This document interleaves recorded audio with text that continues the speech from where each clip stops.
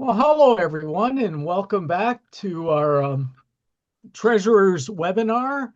Happy New Year and a joyous season after Epiphany. And we figure for most of us, it's we don't need a reminder that it's winter. And we're glad to be here today. And a special welcome to any of you who are joining with us for the first time. Thank you for the ministry you are doing, all of you, for your congregation, for this church we're all part of. My name's Greg Smith Young, and I work as a growth animator out of the General Council. I serve the regional councils in southwestern Ontario, so Antler River Watershed, Horseshoe Falls, and Western Ontario Waterways. And I host this Treasurers Gathering, and that's about all I do, because really I don't know much else. So we're glad to have Eric Matheson here, who has a huge amount of experience, and he's going to be speaking as well as a number of other people with expertise in different areas. So, Eric, I'm going to turn it over to you now. And if you have questions, you can post them in the chat, and we'll keep an eye on that, and I can pass that on to the speakers too. So, Eric.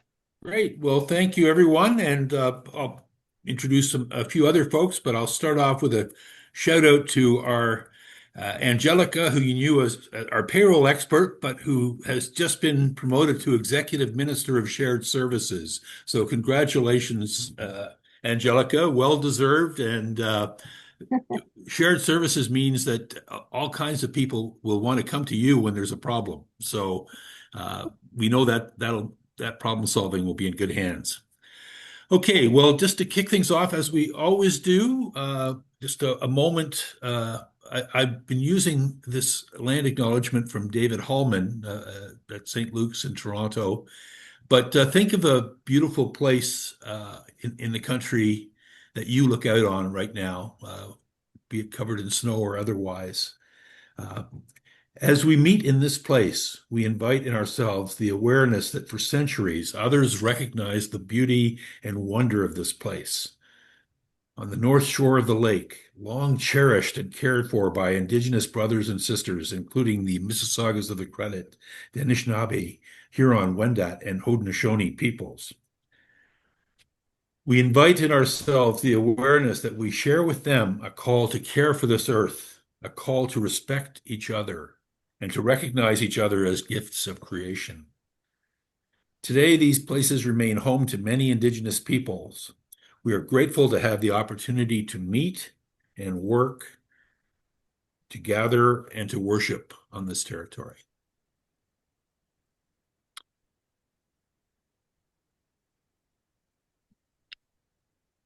So January is a busy time to be a treasurer. At least it is for me. We've got year end. We've got lots of, some deadlines that we're going to talk about. But we're going to cover, a fair bit of sort of most immediate news. That's the theme tonight. Talk a little bit about tax receipting because there's a few wrinkles this year, or maybe for some. And again, this flag for you the resources. We've got. I think it'll be a regular feature to be getting news about mission and service and stewardship as well. But please jump in and do not limit yourselves to what we're presenting tonight. The slide deck is also going to include regularly the top 6 or 7 reminders, like, just where to send stuff, how something works, where it is now, that kind of thing. So I'm going to kick off with stuff that literally happened today. Okay, so today is the launch day for Faithful Footprints. A fair number of people have been asking about it, and frankly, when the tap was turned off for a time last year, it was a cause for concern. This is one of the largest granting programs in the history of the church. I think it's well over $6 million now, over 300 churches with significant grants. The emphasis will continue to be on decarbonization. And so if your church hasn't availed itself of this opportunity, just Google Faithful Footprints and check out the website there for eligibility. The door is literally open today, and I don't think everyone's on the newsletter. Another one today or tonight maybe is the payroll material. That tax form production run, and then of course making sure that everyone's you know going to get their T4s and all of that. So just a reminder, this is peak season for that. We've got all our source reporting that is required, and as Angelica has flagged here, any other elements that you might have too, whether employer health tax or workman's compensation, if those are applicable to you. But again, the fact that our webinar fell on the same day as the T4 run, I thought it warranted special mention here. And we've been harping on this, but I myself just signed up as an ADP rep in the last week or so. So as part of following, we give you folks advice all the time, and then you think we should follow it too. So as a local treasurer, I made it a priority to be the third person on our ADP tree. And hopefully I don't have to go there too often, but I exist as backup. And again, there's a fairly straightforward form to get this done, but don't be the only one out there, because everybody must get paid, obviously. And salary increase for ministers, it's that time of year. You should have done it. Obviously but one thing to check is to make sure that you've got the correct increment and category and cost of living group on that. And one question, I'm going to throw it out there. This might be for Angelica or it might be for one of the minister folks. But Clyde was asking me today, is there a way to check what the right increment category or cost of living group is? Is that on an HR record somewhere? Yes, it's on our webpage. I can get the webpage and put it on the chat. No, the chart is, but to know where your employee is, do you just sort of do we just sort of take their word for it, or how does that work? No, there's I can get the email address for, I believe it's Emily, and she can provide you exactly. If you send her an email directly to her, she'll tell you exactly what level you're on. Let me just get that for you, and I'll put it in the chat. Terrific, Angelica. Thank you. And sorry to spring that on you, but it just popped in this afternoon. Okay. Greg, jumping in here. I know my congregation would contact the local office of vocation minister as well. Yeah. Great. Okay. Thank you for that. I told them to just trust me, but they decided not to. Yeah. The highest possible segment. There we go. Okay, and so that's again the contact information. We share this with you each and every webinar, because paying people is a very significant part of our work. And just again, a shout out to Angelica's team. I think Eileen Dye will be joining us more often in the future too. But they've had to navigate a whole bunch of changes and help bring us along on Team Pay, so really appreciate it. Okay, something that was generating a fair bit of traffic and continues to do so is the PAR system. There was and I just want to confess that this was something that was on my to-do list. I retired a year and a half ago. This was on my to-do list for 10 years. And my successor, Harry, finally got the resources and everything else to get it done. And I'm going to say we knew that in January was the toughest time to do it. It's the busiest season for the PAR folks, but there's a whole bunch of other factors that would make any other time worse. So there was a huge effort to try to get it in properly. Everything seemed to go well. And then there was a glitch that affected a relatively few number of congregations, but they put a hold, so most of the PAR got collected, but the statements have been delayed. And there's a lot of you out there that are obviously more attentive than I, because I wouldn't be looking for that statement for a while yet, even though I know it comes promptly around the 21st. So they're hoping to deal with any backlog items and changes in time for the February batch. And, people being concerned, we have swamped all the available channels. But if you could uh, use the PAR email address for any specific concern, that would be the best bet. The folks are doing the best they can here, is the message. And my computer wants to reboot, so I'm hoping that isn't going to happen. Eric, can I just jump in and ask a PAR question? Shoot. Any new changes for 2026 did not update in January. So is the idea that they'll be added onto February, like retroactively added in? Yeah, I don't, unless there might be someone on the call who has the answer to that. I'm too far from the scene. Okay. I think that the to make both the change and collect two months would be a mistake. I think the effort will be to get the change in for February, which is quite frankly how it used to often happen in the past anyway. But just to say, this has full attention of the team. Okay. Thank you.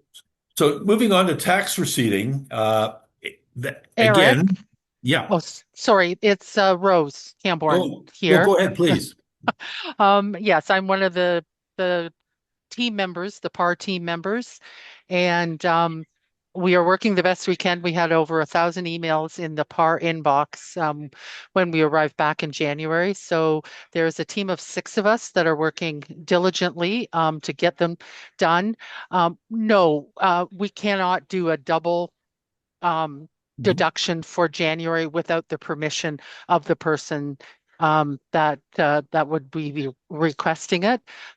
So as Eric noted, please send questions to the PAR inbox and we will answer those questions. We're doing the best we can with PAR statements. The last thing we want to do is send out incorrect PAR statements that then would need to make a correction. And so we are asking for patience, and I know you have been patient and we do appreciate it. So we are working the best we can, and that type of thing. And we have a new PAR administrator, which added into everything. Judith Gomez retired in December. So we have a new PAR administrator, a new PAR system, and a number of different, a whole bunch of different things that just, if the technical problem could go wrong, it did. Yeah. So Folks, give them another week or two to, if they can hit the February fix, then hopefully most of this will be behind us. And it is the beginning of the year, so there's we don't want to create extra work at the congregation level either. When we have the full picture, it'll be communicated promptly so that we can make sure our donors are getting the right information. Okay, so tax receipting. So a couple of things, questions for you. Is there any special handling this year because of the date extension last year? Remember, the government allowed tax donations made in January and February to be counted in the 2024. So some of you might have issued special tax receipts. At my church, we made the decision to give everybody a tax receipt for January and February.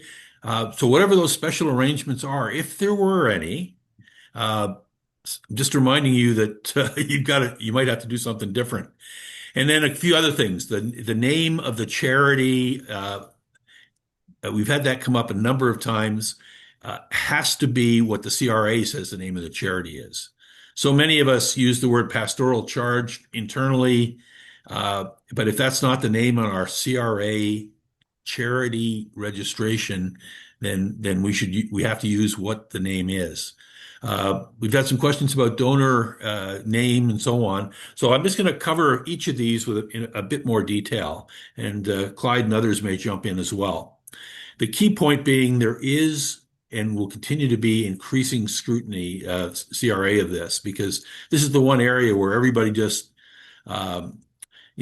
issues their receipts, and the CRA doesn't know what you did.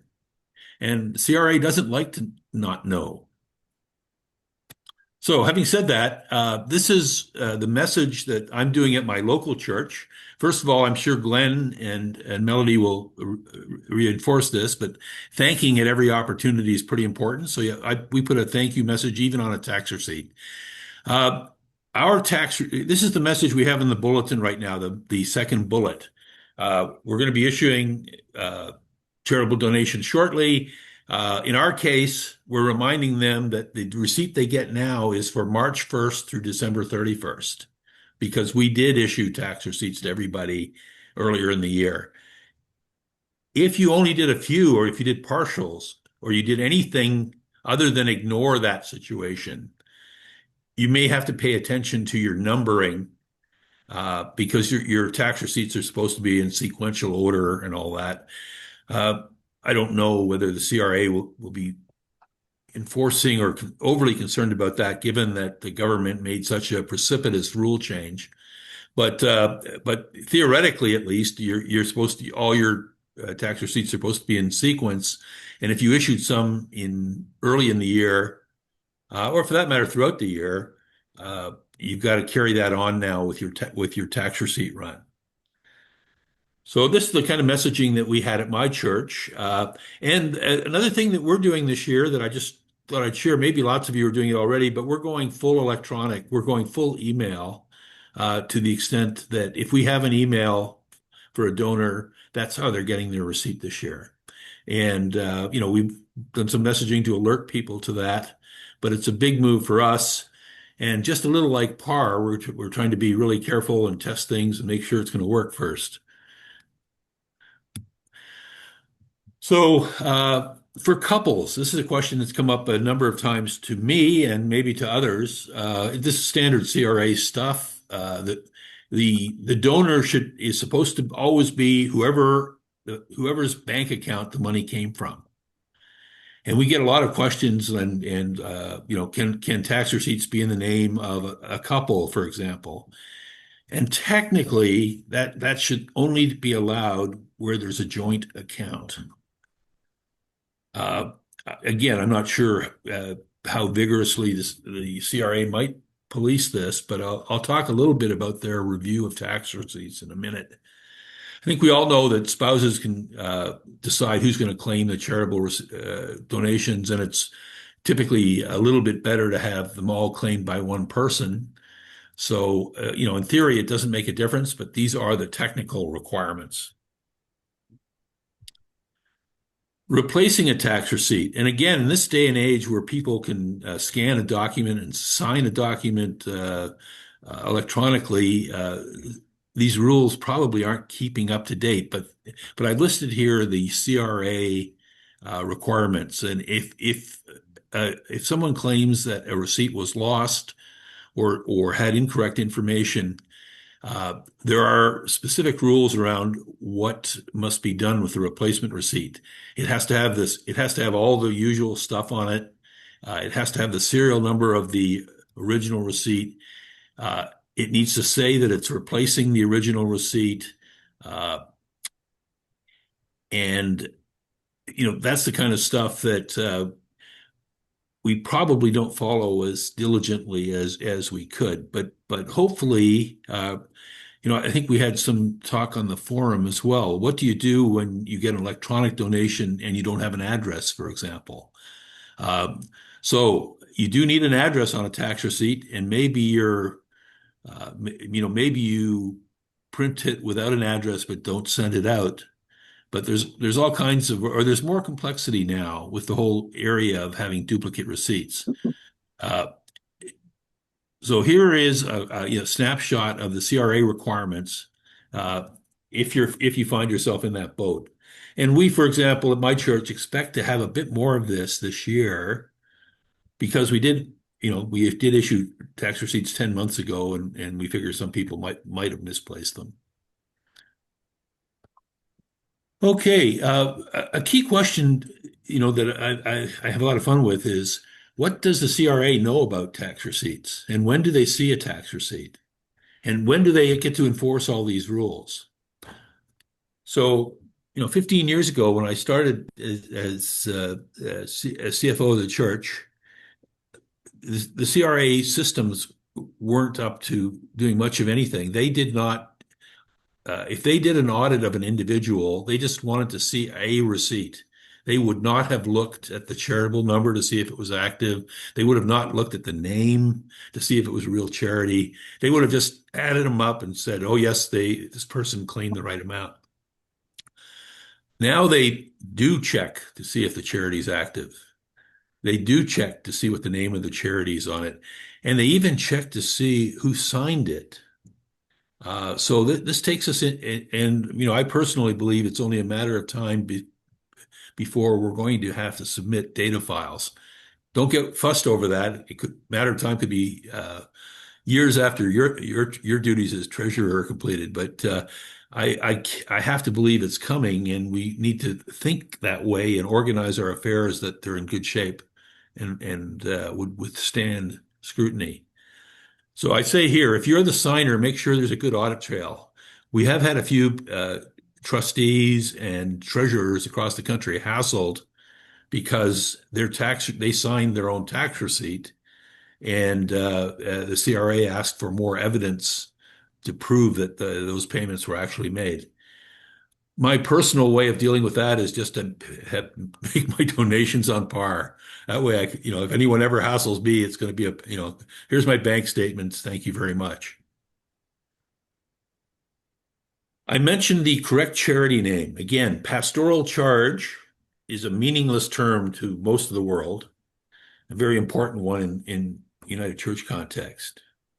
But if there are many that say pastoral charge, on their official CRA name, and yet in their local community it says XYZ United Church. It says that on the tax receipts. It says that on their building, and you need to have the official name of the charity if you want. And in multi-point situations, that's even more important, because if the charity is held at the pastoral charge level, where there could be a number of local donating bodies underneath it, again, there needs to be, you need to have the official name, or there's a risk now that the tax receipt will get rejected when someone is audited. So the best way around that is to use AKA, as needed, also known as. So, in my case, my church is listed as a United Church as opposed to a pastoral charge, but there's all kinds of exceptions to that. Another one that came up in the forum a little bit, and again, that's where we're getting a lot of our ideas now around what to elaborate on, is these other bodies that people donate through. And we all know Canada Helps. Many of our churches use Canada Helps as a donate button. Our philanthropy folks have historically recommended Canada Helps as the easiest access point. They do their own tax receipting. So we all know that one. One that you might not have bumped into is called Benetivity. This is an outfit that supports employee volunteer programs for big companies, and RBC is one. So I have one donor who donates through Benetivity because it gets a corporate match, which is a great thing. But I may not, for the longest time, I didn't know who they were. And unless you register for a Benetivity account, you can't get the money. So if you ever bump into it, it's legit. One that was questioned on the forum just a week or so ago was the Canadian Online Giving Foundation. This is a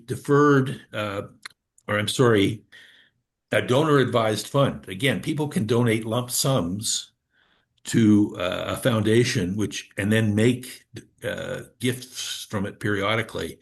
So again, if you get money from one of these, you don't have to you don't tax receipt it. A foundation does need a receipt confirming your charitable number and a very profuse thank you, but it does not get a charitable tax receipt. and the CRA is very clear on that. Another one of these donor advised funds is the Charity Impact Foundation. And I've got some numbers here. They charge 2.8%, which sounds great, but they also charge 0.5% on the annual balance of the fund. So there's all these various tools out there. The key thing as a local treasurer is you're the recipient. Personal family foundations are another. And one of the things that we have to do periodically, at least at my church, is figure out who the person is that the foundation was forwarding the gift on behalf of. If you have a cover letter, great, but sometimes it'll show up without a name. And so what we've done on our database is map foundation for John Smith happens to be the Toronto Community Foundation or something, so that we know for our stewardship purposes that people are supporting us in this way. But again, I want to stress these are line 4510 on the annual charitable return, and they do not get an official tax receipt. So something to bear in mind. Okay. CRA news, nothing dramatic with all, Davos and Quebec City and everything else that's going on, but the CRA has been relatively boring compared to recent times when they've changed a lot of things.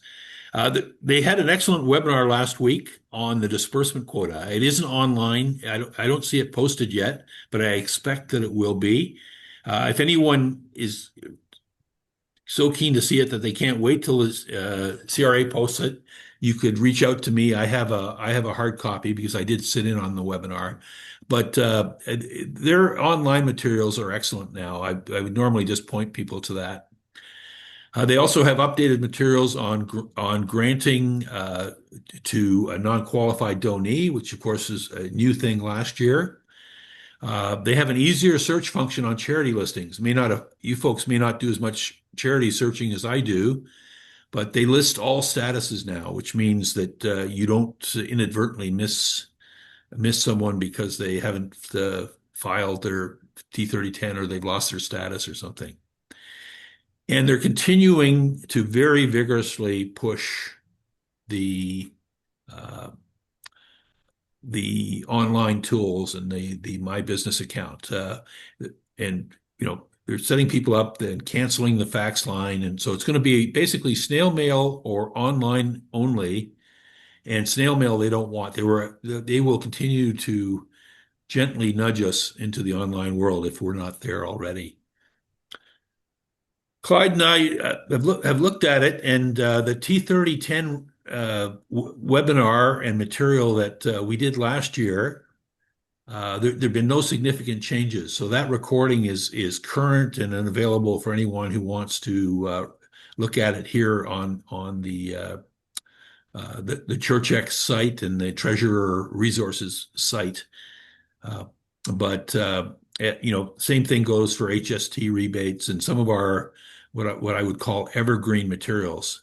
If there are any changes, of course, we'll do an updated webinar. A couple of reminders. The new item here on assessment is that people were asking, the invoices are now on Church Hub. Your projected amount was there, has been there for a long time, and of course it was updated after the General Council decisions of this past summer, I guess August or July, whenever it was. I mentioned the insurance last time. We were just talking about the renewal going out. The program we were able to secure with Ecclesiastical, which is one of the largest faith insurers and was previously a competing offer, if you will, at no premium rate or inflation type increase, unless there was something specific to an appraisal or at your request. But there was no increase in premium at all this year. The insurance markets fluctuate. There are times when They move up quite quickly, but we were able to take advantage of what's called a relatively soft market to completely hold the line on the renewal. And just HST reminder, for one of the congregations I work with, just finished going back 4 years. And when you do it online, I got all those payments within 3 weeks. I was really quite surprised. Snail mail used to take months in my experience, and Clyde probably has more stories on that.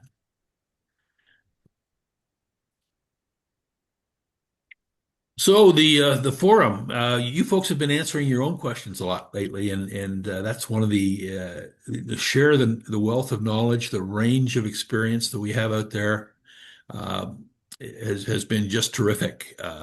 So I continue to thank David Sherman, who offers a minister's perspective. And you can even try AI to get an answer to a question these days. You don't have to search the church website necessarily. It's amazing what's out there with a couple of keystrokes.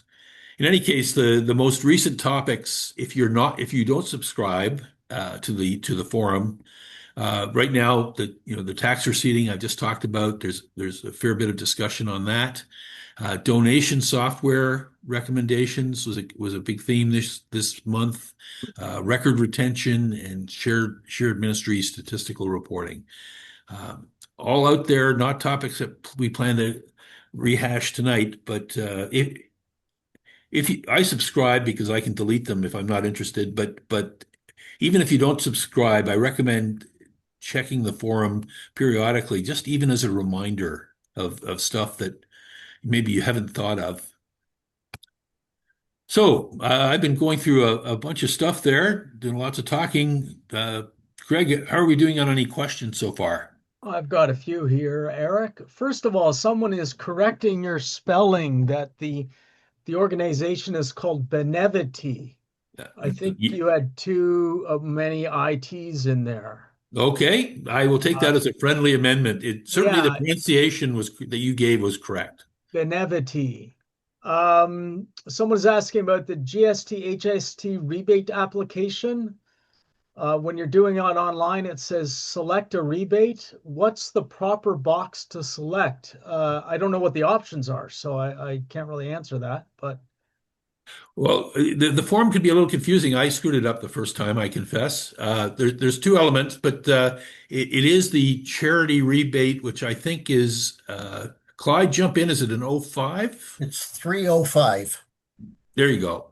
305, and then the provincial page, you pick 305 under your province that you're in.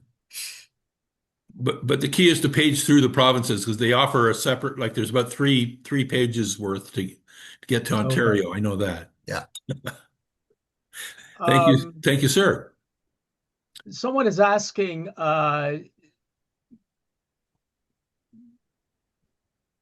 I'm trying to make sense. Oh, okay. Someone's just answered that question, so good.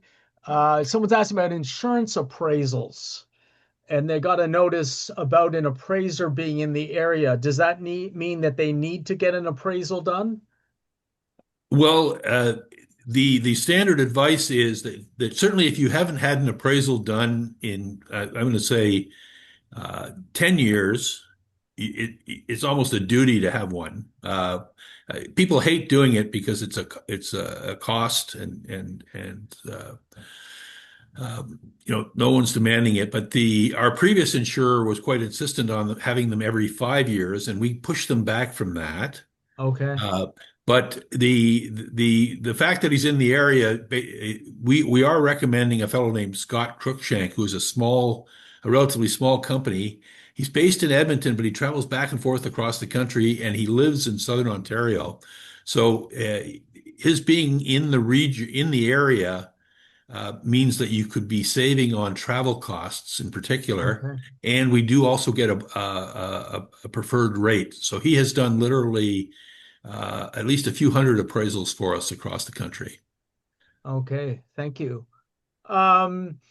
Just a couple of questions related to the operation of this network. someone asked, and I think I can answer this. There's so many emails daily on the treasurer's form. Can you get a digest version? And I think when you sign in as a user, you can choose the frequent on ChurchX, you can choose the frequency of the emails, Mhm. whether you get a digest or each one. I'm going from memory on that, but I'll try to check into that and post something about Yeah. that. But my answer would be a little different. If it's annoying, just opt out. That's Like true if too. Yeah. yeah, the there's a few topics where a whole bunch of people have been weighing in on their which software program they use or something, which is valuable information sharing. But I would take the view that either receive it so you can delete quickly, or decide, just do triage, or maybe once a month or once a quarter pop in there to see what kind of, if there's any topics that might be relevant to you. Ah, okay. Um, Someone was asking about the slides when they're printed, uh, because they have darker backgrounds when they're printed, uses a lot of ink. Can they be done with white backgrounds? Yeah. And let me jump in there, Greg, and say, Please, yes. yes, I would, I do. That's how I save them, and that's how I send them around. It's a matter of saving them that way, uh, as black and white. And I even would recommend you going to two slides to a page, um, to save space and paper for people as well. But we can take that offline. It's a very simple PowerPoint save Yeah. thing. Yeah, and I think Stephen did that with them all before, and so that's why it's being questioned, I'm sure. Yeah. Right. Okay. So I'll Yeah, look I into used to that. even, yeah. I'm skipping through here. Uh, okay, there's one here. I am a newish bookkeeper for a few churches, and they all have miscellaneous deposits from United Church. Who can I contact to reconcile these payments? I think reconcile probably isn't the right word. They probably want to know what they are. And the uh, one of the shortcomings of our existing banking system, which I think they're working on getting more information. Anytime an e-transfer or an EFT payment is made, this could be uh, uh, it could be a donation, it could be an annuity, residue if someone passed away, it could be a restorative care payment, all kinds of things that it could be. Um, Mm, the person I used to refer all these to has retired, so I'm going to make sure that we get that information out to you. okay. Uh, Rose Camborn, who spoke earlier, is there anyone you'd recommend in the finance unit to track these down? This would apply to both the foundation and the church. Hmm. I know Hanif um, is in the finance team, is one of them, and that type of thing. Um, yeah, I often start with Hanif, and I'm sorry I Yeah. don't have his last name. Mhm. He actually does the payments, so he very quickly is able to answer what it's for, because it could be a mission, as you said, Eric, could be a mission support grant, it could be, travel, it could be any different annuities, but Yeah. that sort of thing. Yeah. We'll get an email address. I think his last name is Adacha. Yeah. So Yes. we'll get an email address into the chat. And Okay, Greg, he anything else there? solved one of mine in 3 hours, so. Go ahead, Eric. Yeah, well, actually, I just want to say that the one of the things we're looking at, and the banks are finally starting to provide, is even the ability to support e-transfers directly from a business account. So, one way or the other, there should be a way to say, hey, here's a payment, and give you enough letters to tell you what it is. Yeah.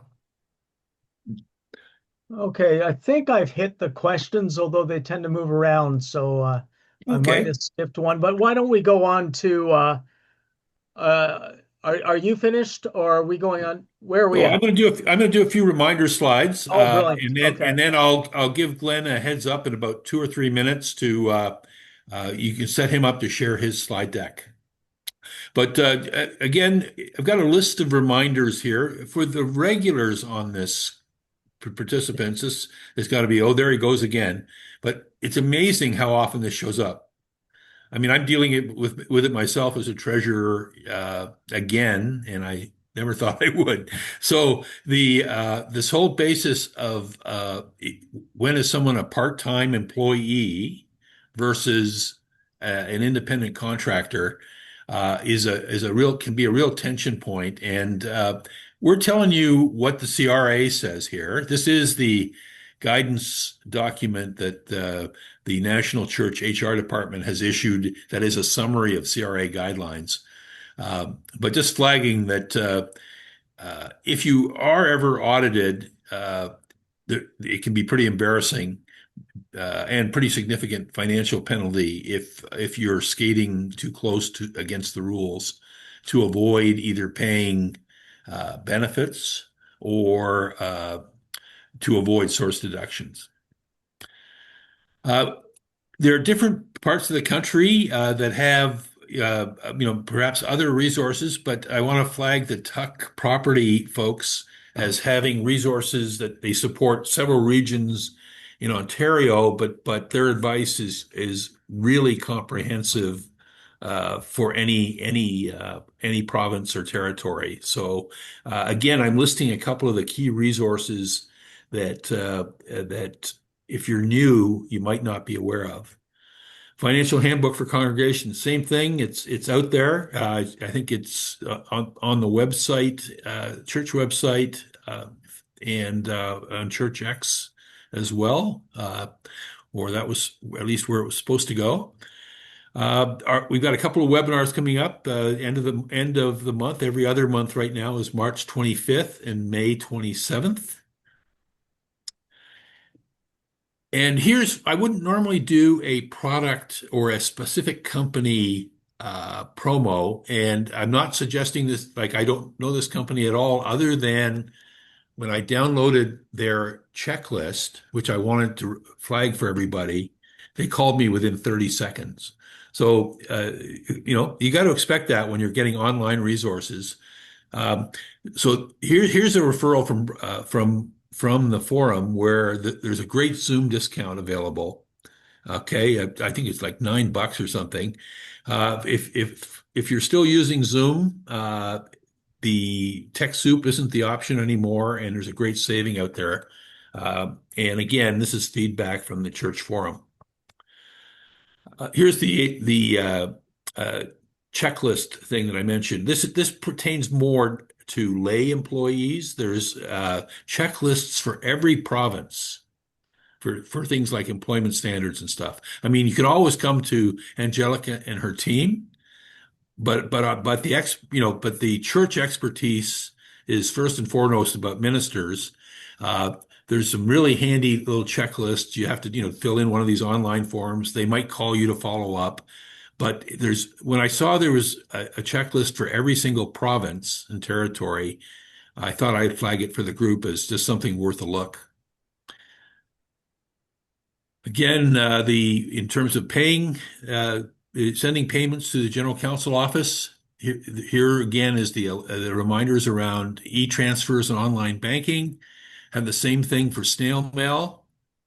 And please, folks, snail mail is way faster now because we use a lockbox. But still, the more we can get to the online transmission, frankly, the cheaper it is for the church, and therefore the more resource we can make available for mission. Shout out to the foundation. Again, this is a repeat slide, but my congregation gets approximately 35 or 40% of its annual revenue and annual givings from stock gifts. We happen to have our own online discount brokerage, and which is the absolute cheapest way. But for most congregations, the foundation, the United Church Foundation, offers the single best vehicle for that. And I just used the foundation for one of the churches I work with that could never manage or even qualify for an online brokerage account. And we got a huge gift within just a few days. It was great. So again, the usual contact list and so on. And Glenn should be firing up his share screen here because I think I'm winding down. But, there's all kinds of folks here ready to answer questions. And I think it's really exciting the way this collective team across the country is answering their own questions too. So very exciting for that. So with that, we continue to include the contacts for the senior folks across the general counsel office for any questions you might have. And Glenn, I'm going to stop sharing here so that you can. Okay, thank you very much. And let's just go with this one. Okay, I'm assuming you can all see that, I'm hoping. I am just going to give you can you all see the full screen? Yes, yes. Okay, excellent. I'm never quite sure when I've got two screens going. I'm going to keep it fairly brief tonight because it is the beginning of the year and Mission and Service has many things in plans, but not as much to tell you about. But there's one thing I do want to share with you because you're going to get questions about it. And that's this one. Mission and Service has now officially become part of the United Church of Canada Foundation. It has been a very friendly process. I'm sure you can imagine that there's lots of things we're still working out. But what does it mean for you and your members? Essentially, at this point, not a lot. Assessments will still go to the finance department as usual. In the short term, all Mission and Service transfers and gifts will be handled as usual. What you're going to start noticing next month is that the individual gifts receipts will start coming from the foundation. And I mention this because you may get questions about it from your congregants saying, what is this? What is happening? It's just part of the process that the foundation is now taking over that portion of the work. And we're kind of excited about it because as the part of the foundation, Mission and Service is now going to get much more involved in things like the Centennial Legacy campaign. We'll be more active in that. And we'll be available to answer more questions about investments and endowments rather than if people contact us saying, well, let us get you to a person with the foundation. We're being trained in that, and now we'll be able to answer your questions directly. So you won't have to go through 2 or 3 different layers. So again, if you get questions, and you probably will, this is what's going to happen online in the next few months. The United Church of Canada website will still have a Mission and Service page and individual campaign pages, but they will be linking over to the foundation.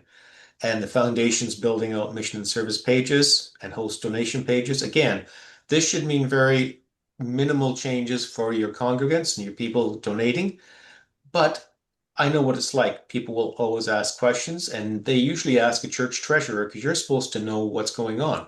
So I thought I'd tell you.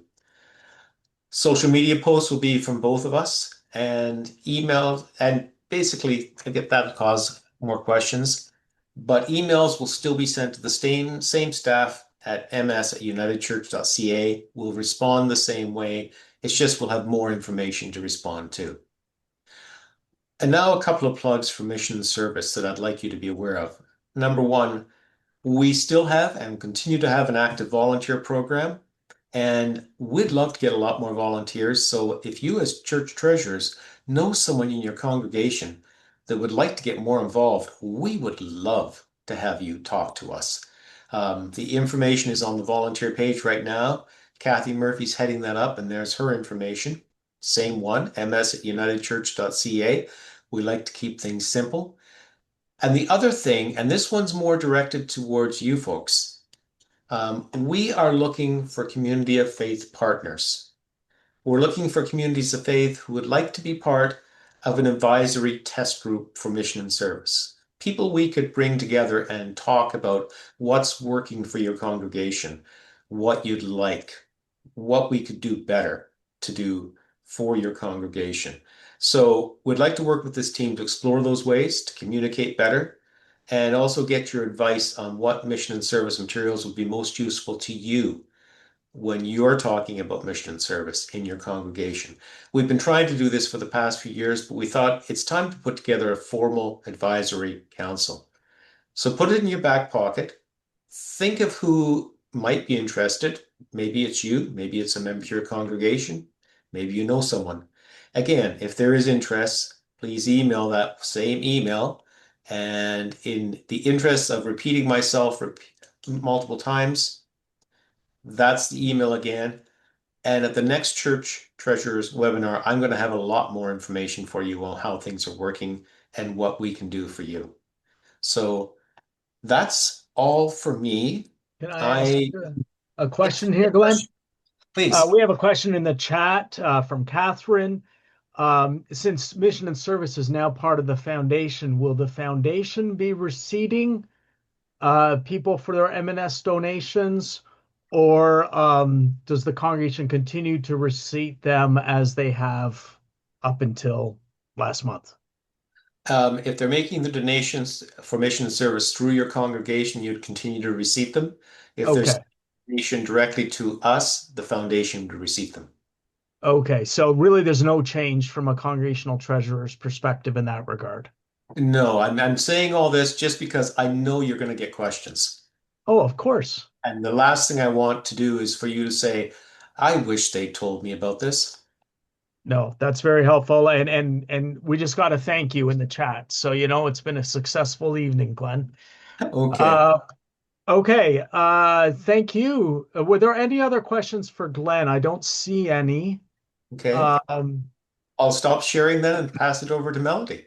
Yeah, that'd be fantastic.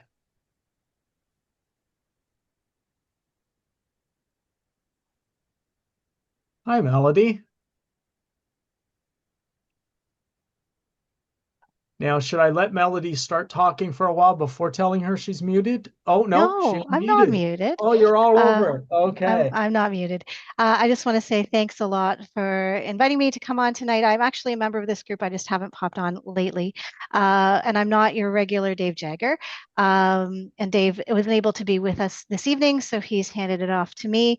My name is Melody. If I haven't met you yet before, I serve Canadian Shield and Shining Waters in the capacity of stewardship support. So I'm really glad to be with you this evening. And I am just kind of run through some of the slides that Dave and I have looked at and prepared. So just these are more updates and reminders for folks.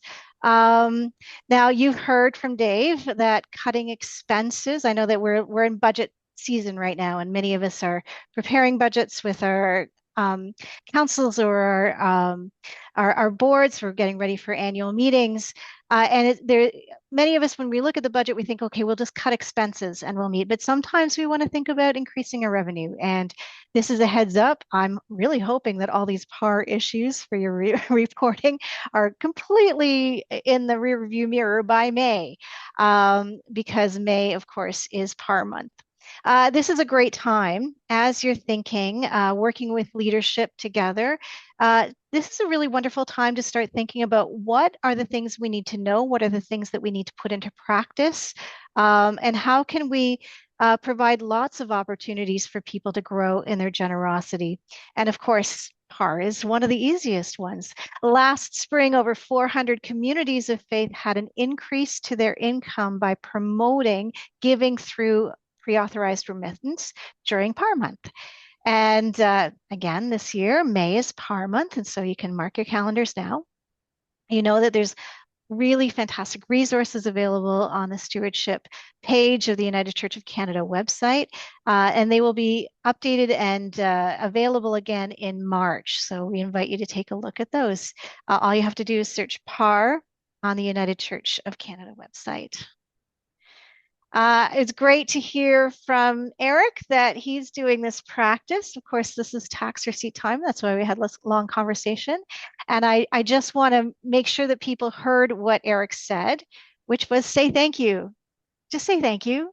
thank you is one of the easiest ways to help shift culture, to help raise awareness, to appreciate people, to notice what they're giving. Just saying thank you. And the easiest way, one of the easiest ways, is to do it with your tax receipt. There's ways you can stretch your thank you as well. You could also write a letter, or you could include a personalized and handwritten thank you note.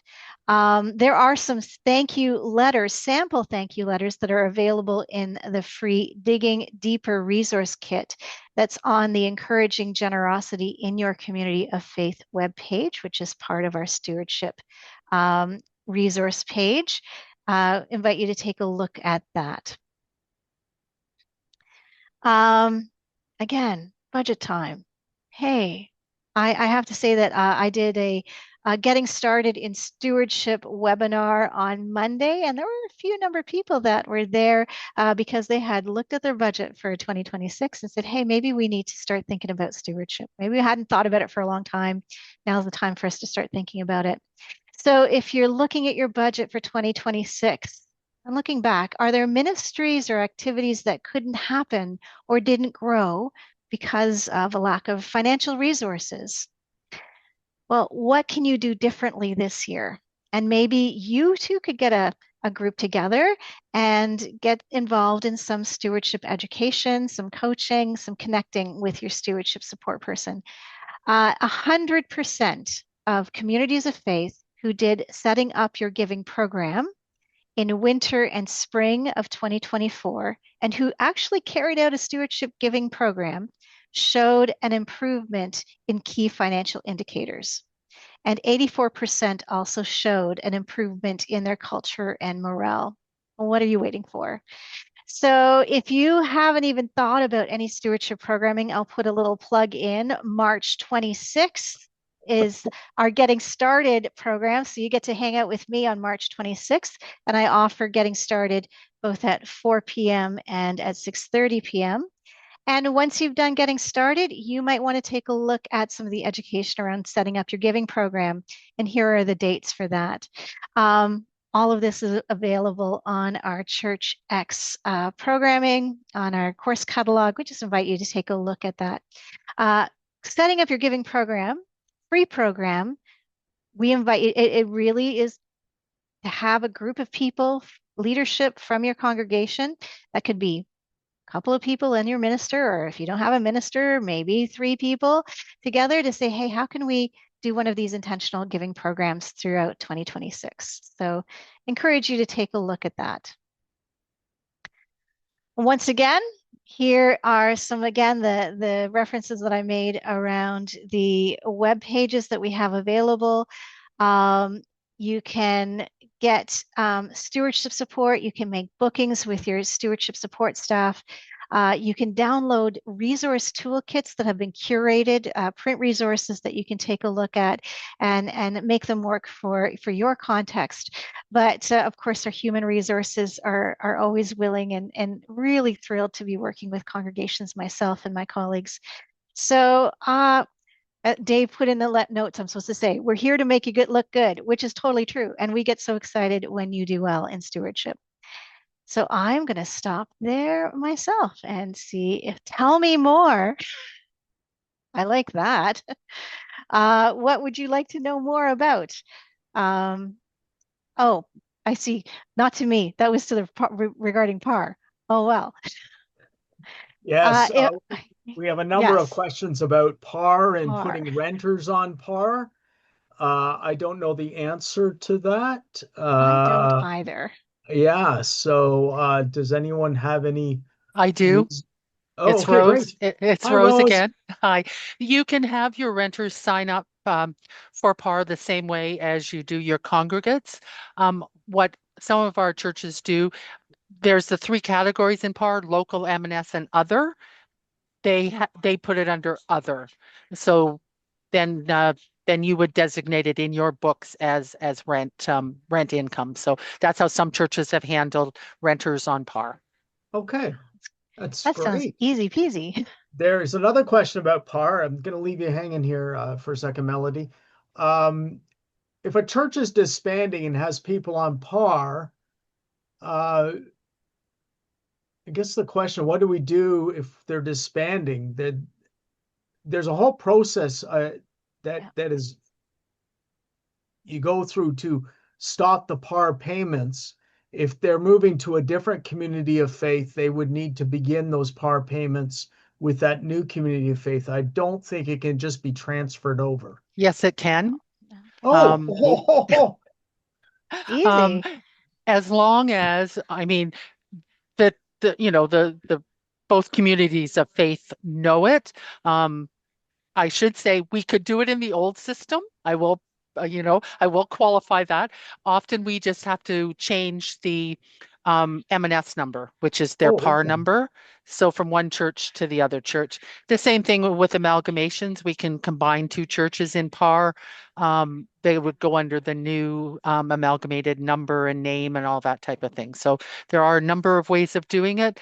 Best to have that discussion with our PAR administrator and, would work out that. Some people do choose to cancel their previous givings because sometimes they take time to decide which church they wish to go to, but transferring is definitely an option.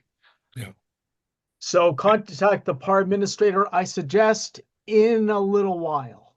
Yeah, Not that's probably right good now. advice. Yes, please. Folks, Yes, please. Not the key tonight, point, but just uh, there is a question. It's not really related to us, but they asked, does the ACC bookstore, I assume you mean the UCC bookstore. no, I can't speak for Anglicans here, but the UCC bookstore accepts debit or credit card payments, not e-transfers.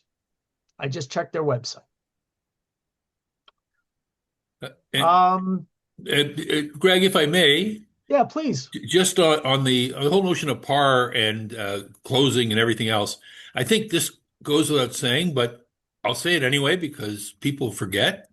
The key is to make sure that you're doing what the customer wants, what the donor wants.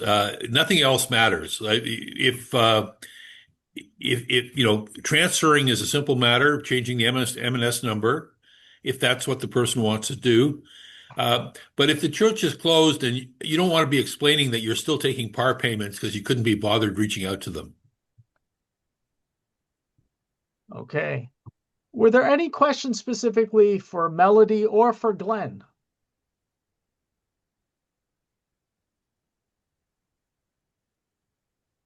I don't know, Melody. You need to work PAR into your next presentation, and then it seems you'll get tons of questions. Lots of questions. Yeah.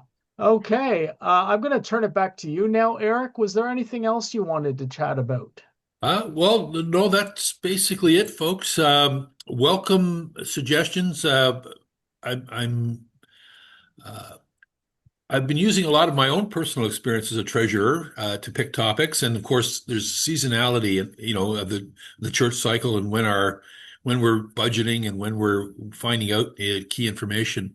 But if you have any areas that you would like us to focus on, please send suggestions along because we think there might be one area that we haven't done in any detail at all is investments, for example, and the foundation in particular has a lot of material on that, and Sarah Charters has volunteered to make herself available for that kind of briefing around all various considerations. But if there are topics that we haven't gotten to or people haven't asked about, please send along your suggestions and anything else. Okay, thank you. Thank you, Eric, yet again for providing us with your expertise and so much knowledge you bring to this. For Melody and Glenn, for your presentations, for Angelica and Rose, and I think Clyde too, for piping in with really helpful information from your work in areas of expertise. And thank you for the work that you're doing especially with changing over systems and onboarding new people. It's a lot of work. So thank you so much for that. And again, I finish by thanking you, treasurers and finance people in your congregations. What you do is a vital ministry And we're very grateful for that. I think we're back in 2 months' time.